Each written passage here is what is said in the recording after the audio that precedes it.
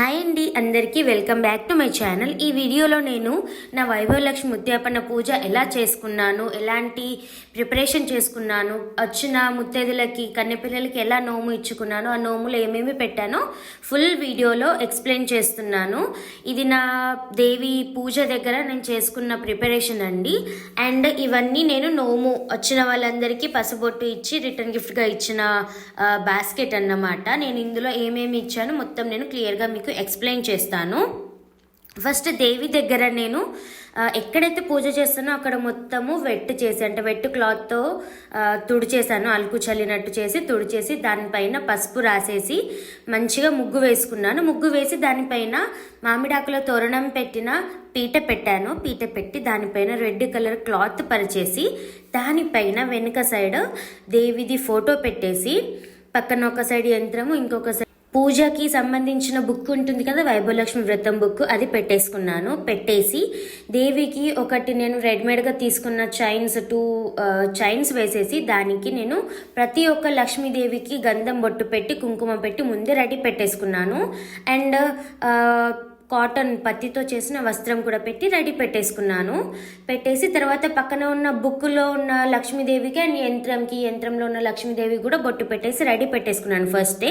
దాని ముందు నా గుప్పెడికి అంటే పిడికిలకి ఎంతైతే బియ్యం వస్తాయో ఓన్లీ అన్ని బియ్యం, ఒక్క పిడికిలతో తీసుకున్న బియ్యం ఫొటోస్ ముందు మిడిల్లో వేసేసి పిడికెడు బియ్యం వేసి దానిపైన ఒక వెండి చెంబు పెట్టుకున్నాను. దాన్ని నిండుగా నీళ్లు నింపుకోవాలి, పైన మూతకి అంటేలాగా నింపుకొని అందులో 5 మామిడాకులు కానీ 5 తమలపాకు ఆకులు కానీ వేసి అందులో పసుపు, కుంకుమ, అక్షంతలు అండ్ చక్కెర వేసి మూత పెట్టాలి. ఆ మూత పైన ఒక వెండి కాయిన్ కానీ ఒక బిల్ల కానీ లేకుంటే ఉంగరం కానీ పెట్టుకోవచ్చు, గోల్డ్ది. నేను గోల్డ్ ఉంగరం పెట్టుకున్నాను. దాని ముందు చిన్న దేవుళ్ళలో పెట్టుకున్న పీట ఉంటుంది కదా, ఆ పీట పెట్టి దానిపైన 2 తమలపాకులు పెట్టి దానిపైన కాటన్ పెట్టి ఆ కాటన్కి పసుపు కుంకుమ పెట్టి దానిపైన పసుపుతో చేసిన గౌరమ్మ అండ్ వినాయకుడు పెట్టుకున్నాను. దాని పక్కన పోక ఉంటుంది కదా, అది కూడా తమలపాకులో పెట్టేసి ఒక కాయిన్ పైన భాగం పెట్టేసి అది కూడా పెట్టుకున్నాను. పీట పైన 2 సైడ్స్ కూడా 2 మాణిక్యాలు, పెద్ద మాణిక్యాలు పెట్టుకున్నాను. ఒక దాంట్లో 2 వత్తులు అంటే 2 సెట్స్, ఇంకొక దాంట్లో 3 సెట్స్ అంటే 3 దీపాలు, 2 దీపాలు వెలిగేలాగా పెట్టుకున్నాను. అండ్ హారతి ప్లేట్లో రెగ్యులర్గా ఎన్ని పెట్టుకుంటామో ఏం పెట్టుకుంటామో అవన్నీ రెడీ పెట్టేసుకోవాలి. మెయిన్గా మనము ఇందులో చర్వలో పెట్టిన వాటర్ ఉంటుంది కదా కలశంలో, అది దంపతులు తాగితే చాలా మంచిది. మిగిలినవి మనం తులసమ్మ దగ్గర కానీ ఏదైనా చెట్లలో వేసేసుకోవచ్చు.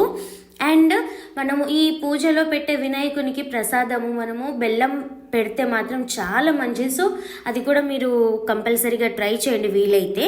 పూజ చేయడానికి ఒక చిన్న కలశంలో చల్లడానికి వాటర్ ఉంటుంది కదా, కలశం కట్టుకోవడానికి, అది పంచామృతం కూడా మీరు పెట్టుకొని పంచామృతం కూడా వేయండి.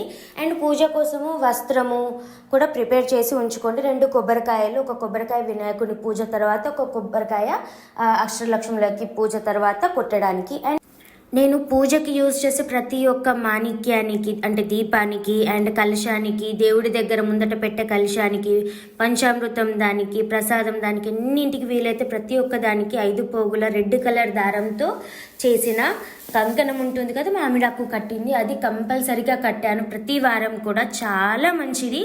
ఈ దేవి అష్టలక్ష్ములకి అంటే వైభవలక్ష్మి పూజకి రెడ్ కలర్ అనేది చాలా మంచిది. దేవి పైన వేసే అక్షంతలలో కూడా కుంకుమ కలిపి ఉంచండి, పసుపు కాదు. దీనికి ఈ పూజకి కుంకుమ కలిపి ఉంచాలి. చాలా ఇష్టం ఈ దేవికి రెడ్ కలర్ అంటే. సో వీలైనంత వరకు అన్ని రెడ్ కలర్ యూజ్ చేయడానికి ట్రై చేయండి. నేను శారీ కూడా కొత్తది వాష్ చేయని కొత్త శారీ యూజ్ చేశాను, red colour sari. And bangles కూడా రెడ్ కలరే యూజ్ చేశాను. ఈ పూజకి ఎంత వీలైతే అంత రెడ్ కలర్ కంపల్సరీగా ట్రై చేయండి.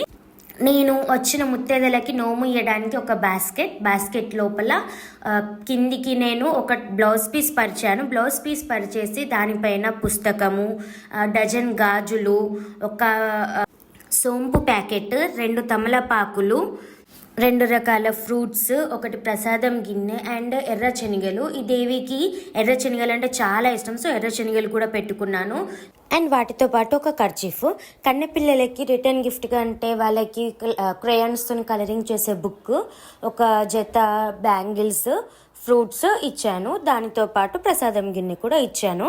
నేను 50 మెంబర్స్ ముత్తైదులని అండ్ ఒక 15 మెంబర్స్ కన్నెపిల్లల్ని పిలుచుకున్నాను. సో నాకు ఒక 48 ముత్తైదలు అండ్ ఒక 9 కన్నెపిల్లలు అయ్యారు. మీకు వీలైనంత మందికి ఇచ్చుకోవచ్చు.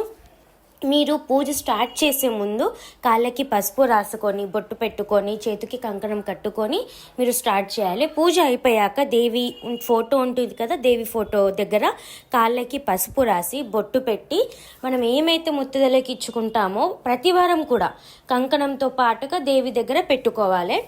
దేవి దగ్గర వినాయకుని దగ్గర ప్రసాదంతో పాటు ఫ్రూట్స్ కూడా పెట్టుకోండి. వీలైతే పూజ చేసినంతసేపు కూడా ధూపం వచ్చేలాగా ఒక ఆవు పేడ పిడక ఉంటుంది కదా, దానిపైన నెయ్యి ధూపం వేసేసి ధూపం వచ్చేలాగా ట్రై చేయండి. ఈ దేవికి పూజ చేసినంతసేపు ధూపం ఇస్తే చాలా మంచి, ధూపం చాలా ఇష్టము.